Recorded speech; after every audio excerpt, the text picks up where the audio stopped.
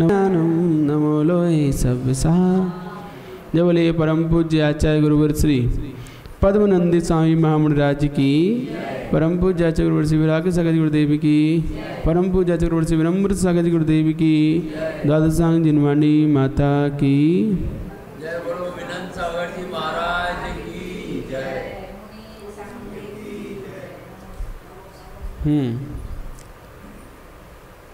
कल हमने यहाँ पर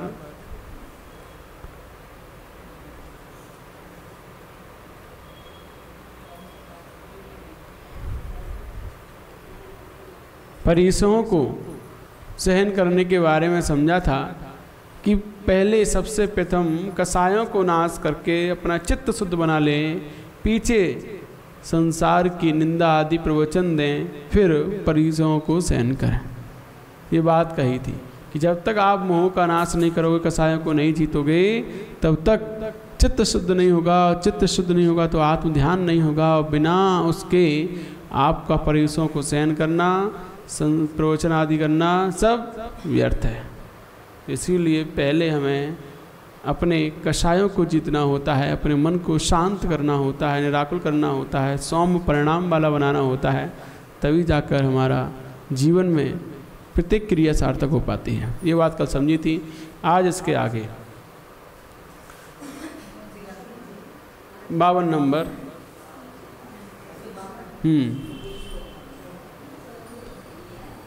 हिंसा प्राणिषु कल्म संभवति सा प्रारंभता सौर्थता, तस्मादेव भयादयोपि नितिराम दीर्घा तथा संसति, तत्रासात्मशेषमर्थत इदं मत्वेति यस्तक्तवान्, मुक्त्यर्थी पुनरर्थमाश्रित तवता तेना हता सत्पतः। तो यहाँ कहा जा रहा है कि प्राणियों को मारने से पाप होता है। 52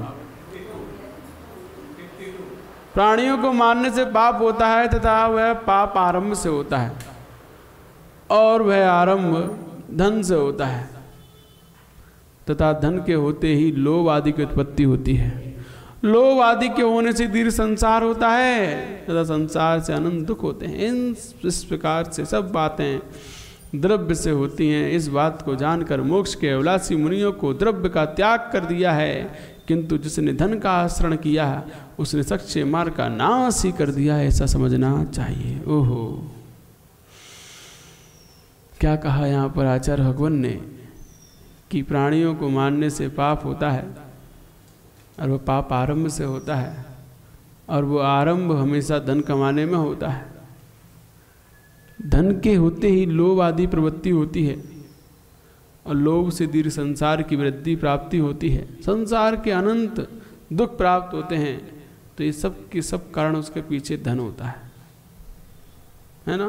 तो इस बात को जानकर मोक्ष के अभिलाषी मुनियों ने उस द्रव्य का, धन का त्याग कर दिया है, किंतु त्याग करने के बाद भी जिसने धन का आश्रय किया है उसने सच्चे मार्ग का नाश कर दिया है,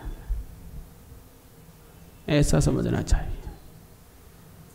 तो मुनि बनने के बाद भी जो धन के इकट्ठा करने में, संचय करने में लगे हुए हैं, किसी भी तरीके से वह सच्चे मार्ग का नाश कर रहा है,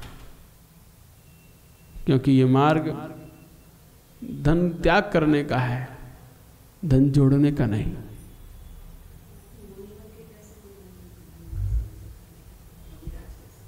मुनिराज कैसे करते हैं तो पता नहीं है कैसे करते हैं। अलग अलग तरीकों से, अलग अलग स्कीमों से वह आज वर्तमान में सब धन संचय में लगे हुए हैं और उनका उपयोग चल रहा है। तो ये हम कहें अपने मुख से कि आप सब समझदार हो कि कौन कैसे कर रहा है ना। तो इसीलिए जहाँ पर भी ये दिखाई दे रहा है वहाँ सच्चे मार्ग का नाश ही हो गया है। जो स्वयं के लिए निरंतर धन का संचय करते रहते हैं,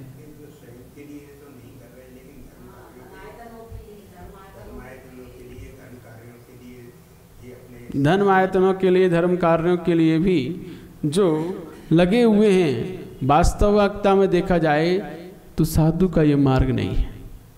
साधु का मार्ग ओनली केवल उपदेश देना है कि श्रावकों को मंदिर बनवाना चाहिए, श्रावकों को धर्मशाला आदि बनवाना चाहिए, श्रावकों को जो भी श्रेष्ठ कार्य है वो करना चाहिए, लेकिन खुद ही उसमें संलग्न होकर खुद ही इकट्ठा करना साधु का काम नहीं है। साधु तो उपदेश देता है और उस उपदेश का पालन श्रावक किया करता है, लेकिन वो खुद ही लग जाए इकट्ठा करने में, खुद ही लग जाए हर क्रिया में, तो वहाँ पर साधुचर्या नहीं रह जाती। हमने क्या कहा, प्रेरणा देना अलग बात है और खुद ही उसमें संलग्न होकर हमने क्या कहा, प्रेरणा उपदेश की बात है। उपदेश देते ही मनराज वो सास छपवाना चाहिए, क्योंकि सास नहीं छपाओगे जनवाणी का प्रचार प्रसार कैसे होगा, देते हैं। लेकिन तुम कहो कि खुद ही कट्टा लेके बैठ जाएं, खुद ही कहें कि इतना करो, ये करो, वो करो, वो उनके वश की नहीं होती। वो ये इन सब झंझटों से मुक्त रहते हैं, क्योंकि इन सब में जितना भी लगते हैं उतना ही विकल्प अंदर पैदा होते हैं, और जितने विकल्प पैदा होते हैं उतने हम शुद्ध आत्मा के ध्यान से, चित्त की शुद्धि से दूर हो जाते हैं। तो इसीलिए मार्ग का नाश ही हो जाता है। तो इन सब से दूर रहना चाहिए। उपदेश देना किसी ने मना नहीं किया है, प्रेरणा देने को किसी ने मना नहीं किया, क्योंकि वो साधु का ही काम है कि भाई जनायतन बन रहा है, पंच कल्याणक होने हैं, 100 दिन बनकर अपने आप को सौभाग्यशाली बनाओ, धर्मायतनों के प्रतिमा को प्रतिष्ठापित करो, उसका फल बताएंगे, उपदेश देंगे, जो शास्त्रों में आचार्यों ने कहा है वो सब बताएंगे, कि जो आचार्यों की वाणी है, जिनवाणी है, तो उसको बताएंगे। लेकिन तुम कहो कि वो खुद इकट्ठा करने बैठ जाएंगे, तो ये अपने पद से हटकर आपका काम करने लग जाएंगे। अब कलश स्थापना हो रही है, कलश स्थापना में काम किसका है, अध्यक्ष का, कमेटी काम है, वो इकट्ठा करेगी। और तुमको साधु भी बैठ जाए इकट्ठा करने, भैया इतने का जाना चाहिए, ऐसा होना चाहिए, तुम्हें लेनी है, तुम्हें करना है, तो किसका काम था ये? हमारा था, और हम करने बैठ गए तो हम में श्रावक में अंतर क्या रहा? तो इसीलिए यहाँ पर मोक्ष के अभिलाषी मुनि उस द्रव्य का त्याग कर देते हैं, तो जिसने इस धन का आश्रय किया है उसने सच्चे मार्ग का नाश ही कर दिया है, ऐसा समझना चाहिए। प्रेरणा दे सकते हैं, प्रेरणा देने में कहीं कोई मना नहीं है, लेकिन खुद उसमें जुट जाना, खुद ही सब कुछ करना, यह है सर्वथा हमारा मन उस ओर ही लगा हुआ है, इस बात का सूचक होता है और कहीं नहीं है। तो इसीलिए हमें अपने जीवन में इन सब चीज़ों से दूर रहना चाहिए, और जो दूर रहते हैं और वही सच्चे मार्ग पर चलते हैं, उन्हीं की कीर्ति फैलती है, और जिनकी कीर्ति फैल चुकी है और वो इन कार्यों में लग जाते हैं, वो कीर्ति का विनाश भी होता है, बदनामी भी होती है। तो इसीलिए हमें इन सब कहते हैं धन, वो स्त्री से दूर ही रहना चाहिए, श्री से स्त्री से। जितना नज़दीक जाते हैं मुनराज उतना ही अपवाद को और अपकीर्ति को प्राप्त होते हैं, और जितना इनसे दूर रहते हैं, आ रहा है श्री, जितना भी धन आ रहा है, जो व्यवस्थापक है वो जाने, व्यवस्था बना रहे हैं, उनके निमित्त से आएगा, क्योंकि वो यहाँ बैठे हैं उनके निमित्त से आएगा, लेकिन वो उसमें संलग्न नहीं होंगे, भाई कितना आया, कैसे आया, कहाँ गया, कितना कहाँ जा रहा है, कितना कहाँ से आ रहा है, वो हिसाब किताब बताने नहीं बैठ जाएंगे बनाने के लिए। और बैठते हैं तो सच्चे मार्ग का नाश हो रहा है ना। ये बात समझनी चाहिए। अपने जीवन में निरंतर इन सब विकल्पों से दूर रहने का ही प्रयास होना चाहिए, और अपने जीवन को सद्मार्ग पर आगे बढ़ाना चाहिए। यही वर्तमान में जो इस गाथा में कहा जा रहा है वो समझना है। सच्चे मार्ग का नाश उससे हो जाता है जहाँ पर हम खुद इन सब क्रियाओं में संलग्न हो जाते हैं।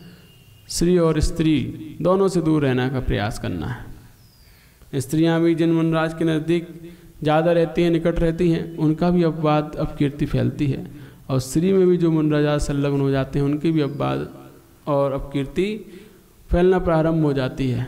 तो इन दो से सदैव दूर रहो, कीर्ति अपने आप सुरक्षित रहेगी। तो कीर्ति को सुरक्षित रखने के लिए इन दो से सुरक्षा जरूरी है। और इन दो में जब लगे तो अपने आप कीर्ति खराब हो जाती है। तो वैसे कीर्ति के पीछे ही यह श्री को इकट्ठा किया जाता है। कीर्ति को बनाने के लिए कीर्ति के पीछे ही सारे के सारे स्त्री काम होते हैं, है ना। तो इसीलिए वह श्री स्त्री कीर्ति में जो उलझ जाता है वो फिसल जाता है मार्ग से। अपने आप स्वतः जो सहज रूप में हो रहा है होने दो। हम जितना ज़्यादा उसमें संलग्न होंगे, जितना ज़्यादा डूबेंगे, उतना ज़्यादा ही हम फिसलते जाएंगे। तो सहज रूप में होने दो, प्रेरणा मत इस पद आप बन सकते हो, प्रेरणा दो कि ऐसा करना चाहिए। और धर्म की प्रभावना किससे होगी, ऐसा करो वैसा करो, समझाना चाहिए, बताना चाहिए। क्योंकि श्रावकों की इतनी बुद्धि नहीं है कि वो समझ पाएँ। क्योंकि साधु संत तो जगह जगह जाते हैं, हर नगर नगर में विहार करते हैं, तो अलग अलग जगह की परिस्थितियों से परिचित होते हैं। लेकिन साधु श्रावक को इतना नहीं पता होता है, तो उन्हें बताते भाई ऐसा कर सकते हैं हम, वहाँ हमने देखा था, वहाँ उन्होंने ऐसा किया था, बहुत अच्छी धर्म की प्रभावना हुई थी, यहाँ भी ऐसा कर सकते हैं और अच्छी हो सकती है। तो इस प्रकार प्रेरणा तो दे सकते हैं, लेकिन उस क्रिया को करने खुद नहीं बैठ जाएंगे कि भैया ऐसा करो, है ना। जैसे कि अभी बात जो चल रही है रक्षाबंधन पर्व की, तो उस प्रभावना में कैसे प्रभावना की जाए धर्म की जिन शासन की, वो हमने बताया कि इस प्रकार से प्रभावना कर सकते हैं। जिस प्रकार हस्तिनापुर नगर में घर घर मुनिराजों का पड़गान हुआ था, ऐसे ही अपने नगर को हस्तिनापुर एक दिन के बनाकर खुद एक दिन का शुद्ध भोजन का नियम लेकर भोजन करेंगे कि आज का पर्व है और पर्व के दिन हम शुद्ध भोजन करेंगे। तो कहीं कोई दिक्कत नहीं है पड़गान करने में, और उसकी लिस्ट बनाई जाए कि कितने लोग तैयार हो रहे हैं, मेला मंडल के द्वारा तैयार की जाए लिस्ट, कितने लोग तैयार हो रहे हैं, क्या हो रहा है क्या नहीं हो रहा है। तो ये सब आप करें, हम करने थोड़ी बैठेंगे लिस्ट बनाने के लिए। तो उपदेश हमारा हो सकता है, कार्य श्रावकों ही करने होते हैं। तो ये धर्म की प्रभावना में प्रेरणा मुनियों की होती है, हमने पहले दिन ही बताया था, लेकिन प्रभावना श्रावक ही करता है। माध्यम साधु हो सकता है, निमित्त साधु हो सकता है, लेकिन वह करने वाले श्रावक ही होते हैं। इसीलिए हमें समझना चाहिए अपने कर्तव्यों को, अपने कर्तव्य समझकर साधुओं को उसमें उलझाना भी नहीं चाहिए। आज के श्रावक ऐसे ही हो गए हैं, खुद कुछ करना नहीं चाहते।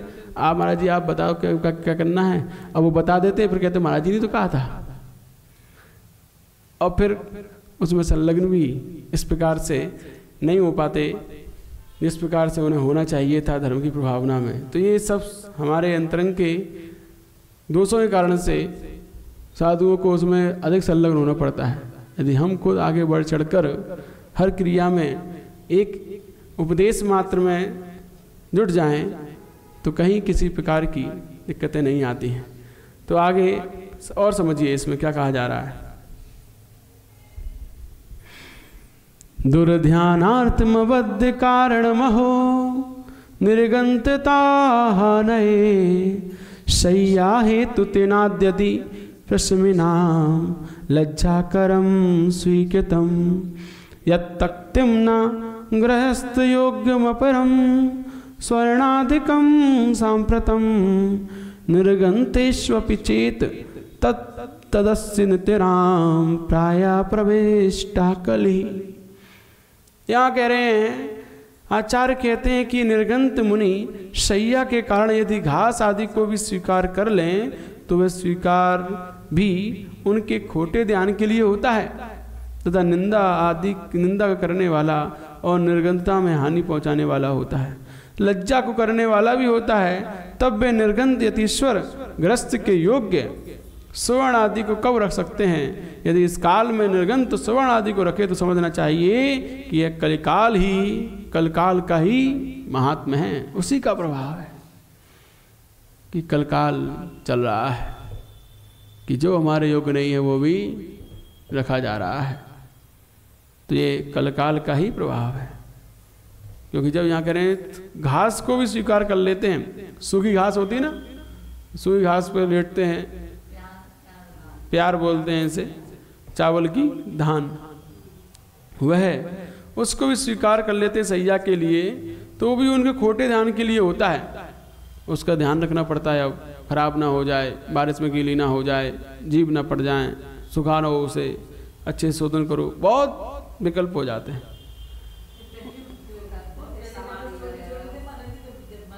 हाँ, तो वो होते थे ना, तो किसके लिए हुआ, लेकिन वो जरा से भी घास आई तो वो किसके लिए आ गई, आई तो हमारे सुविधा के लिए, लेकिन उसके आने पर खोटा ध्यान हो गया। अब उसको शोधन करके बिछाना है, धूप लगानी है, और हमेशा उसको गीली ना हो जाए, जीव ना पड़ जाए, ध्यान रखना है निरंतर। अब वो पीड़ा चिंतन बन गया एक प्रकार का। इस प्रकार वह खोटे ध्यान में हो जाता है पर, और ऐसे यदि उसमें आनंद आने लग जाए कि हाँ अच्छी घास आई, अच्छा ये हुआ वो हुआ, तो परिग्रहानंदी बन जाता है, खोटा ध्यान हो जाता है। तो इस प्रकार प्रत्येक घास आदि भी खोटे ध्यान के लिए हो जाती है, निंदा करने वाली हो जाती है, हमारे लिए निर्गंधता में बाधक बन जाती है, लज्जा कराने वाली भी होती है। तो निर्गंध अतिशय सोना आदि कैसे ग्रहण कर सकते हैं, धन आदि में कैसे आसक्त हो सकते हैं, नहीं होना चाहिए। यदि होते हैं तो कलकाल का ही महात्म है। इस कलकाल में ये संभव है, हो रहा है, दिख रहा है, स्पष्ट दिख रहा है। ये कलकाल का ही महात्म समझना चाहिए। अरे अच्छा, कदाचित को बंधा क्रोधादे कर्मणा सदा संगात नाता क्वापि कदाचित परिग्रह ग्रहवताम सिद्धि। और भी आचार्य कहते हैं कि क्रोध आदि कर्मों के द्वारा तो प्राणियों के कर्मों का बंध कभी कभी ही होता है ना। क्रोध आदि जब जब आता है तभी तभी बंद होता है, लेकिन परिग्रह से प्रतिक्षण बंद होता रहता है। अतएव परिग्रहधारियों को किसी काल में तथा किसी प्रदेश में भी सिद्धि नहीं होती है। इसीलिए भव्य जीवों कदापि धन धान से ममता नहीं रखनी चाहिए, है ना। तो परिग्रह से प्रतिक्षण बंद होता रहता है हर समय। इसीलिए परिग्रहधारियों से किसी काल में भी किसी प्रदेश में सिद्धि नहीं होने वाली। जो परिग्रहधारी हैं चिंता में बैठे रहते हैं, डूबे रहते हैं, हर समय कर्मों का बंध चलता रहता है। जो धन को जोड़ने में आज किसको बुलाएं, कहाँ से बुलाएं, कैसे बुलाएं, कैसे और इकट्ठा होगा, कैसे और होगा, यही विचार जिनके चलते रहते हैं, तो वहाँ कहाँ पर कर्म बंध से बचाव हो पाएगा। कहाँ जब धर्म ध्यान होगा तब तो कर्म पाप आश्रम से बचाव होगा। अब धर्म ध्यान की जगह कुछ और ही चलता रहता है दिमाग में, तो वहाँ कैसे पाप आश्रम से बच सकते हैं, कैसे हमारे जीवन में धर्म की सिद्धि हो सकती है, नहीं हो सकती है। तो इसीलिए परिग्रह से प्रतिक्षण बंद होता रहता है, हर समय उसकी वृद्धि में और उसकी रक्षा की चिंता करनी पड़ती है। कैसे और वृद्धि हो सकती है, कैसे उसकी रक्षा करें जो इकट्ठा कर लिया है, नहीं तो लुटेरे बहुत है दुनिया में। हर समय उसकी चिंता में लगना पड़ता है। इसीलिए भव्य जीव कदापि धन दान से ममता नहीं रखनी चाहिए, ऐसा आचार्य भगवान का उपदेश है। और क्या होगा, कोई ना कोई ध्यान तो चलता ही है जीवन में, आर्त चले या रौद्र चले, इन दोनों से बच्चों को धर्म ध्यान ही कर रहे हो, क्योंकि इनसे बचना ही धर्म ध्यान है, बचना ही धर्म ध्यान है। यदि आप इनसे बचने के प्रयास में अपने विचारों को संभाल रहे हो, ये भी धर्म ध्यान है। तो अपने परिणामों को संभालना ही तो धर्म ध्यान है। हमेशा अपने परिणाम खोज करते रहना कि हम कहाँ जा रहे हैं, कहाँ से फिसल रहे हैं, आदि आदि, वो धर्म ध्यान के अंतर्गत ही आता है। अपाय विचय, विपाक विचय, सब धर्म ध्यान है, ठीक है ना। आगे इंद्रवज्जा चंद्र मोक्षेपि महो स्वयं भुवे मोक्षेपि मोहाद विलास दोषो विशेषतो मोक्ष निषेधकारी यतस्ततोऽध्यात्मरतो मुमुक्षुर भवेत् किमत्राकृताभिलाषः। तो यहाँ कह रहे हैं स्त्री पुत्र आदि की अभिलाषा करना तो दूर रहा, यदि मोक्ष की भी अभिलाषा की जावे तो वह दोष रूप समझी जाती है, इसलिए वह मोक्ष की निषेध करने वाली होती है। इसलिए जो मुनि अपनी आत्मा के रस में लीन है तथा मोक्ष के अभिलाषी हैं, वे स्त्री पुत्र आदि में कब अभिलाषा कर सकते हैं बताओ। तो जहाँ मोक्ष की अभिलाषा भी मोक्ष के लिए बाधक है ना, तो वहाँ पर धन धान्य स्त्री पुत्रों से कैसी अभिलाषा हो सकती है उनकी कि ये मिल जाए। हाँ, मोह के उदय से ही पदार्थों में इच्छा होती है, और जब तक मोह रहता है तब तक मोक्ष कदापि नहीं हो सकता। इसलिए मोक्ष के लिए अभिलाषा करना दोष है, क्योंकि वो भी मोह है उसके प्रति। अरे तो अभिलाषा क्यों कर रहे हो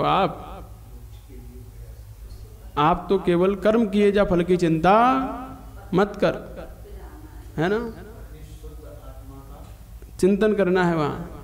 जब जब शुद्ध आत्मा का चिंतन होगा तभी आप मोह से रहित हो पाओगे। तो मोक्ष की अभिलाषा करने मात्र से मोक्ष नहीं मिलेगा, शुद्ध आत्मा का चिंतन करने से मोक्ष मिलेगा। तो उस अभिलाषा को छोड़कर अपने आप में लीन जब होगे उससे मोक्ष की प्राप्ति होगी। अभिलाषा से मोक्ष नहीं मिलता है, हैं? समय है आपको? समय है? हाँ। तो सुबह अलग क्लास चल तो रही है।